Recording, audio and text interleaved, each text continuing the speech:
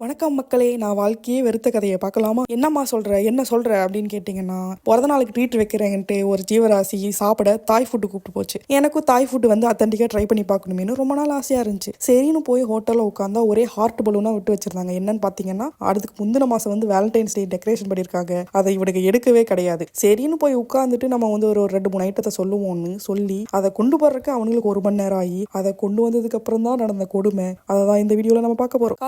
காத்திருந்து காலங்கள் போகுதமா அப்படிங்கிற மாதிரி நானும் 1 மணி நேரம் உட்காந்து சுற்றி பார்த்துட்டு இருந்தேன். அங்கே கூட்டம் கம்மியாக இருந்துச்சு. அப்போவே நான் யோசிச்சிருக்கணும் இங்கே சாப்பாடு வந்து எப்படி இருக்கும்ட்டு. பட் ஆனால் அதை வந்து யோசிக்கிற அளவுக்கு என் மூளை வேலை செய்யல. எனக்கு வந்து சாப்பாட்டு மேலே குறியா இருந்துச்சு. ரொம்ப பசியும் எடுத்துச்சு. அப்படி என்னதான் நீ ஆர்டர் பண்ண அப்படின்னு கேட்டிங்கன்னா, தாய் கறி, ஸ்டிக்கி ரைஸு, அதுக்கப்புறம் வந்து ஸ்குவிட் பொரிச்சது, அதை வந்து ஆர்டர் பண்ணேன்.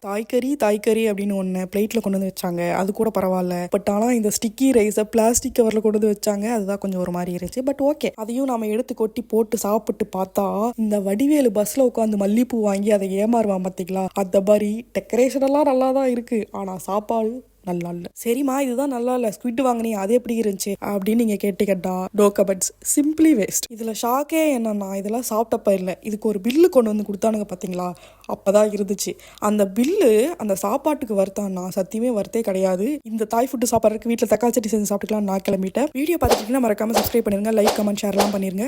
இந்த வீடியோ உங்களுக்கு பிடிச்சிருக்கு நம்புறேன். பாய் மக்களே.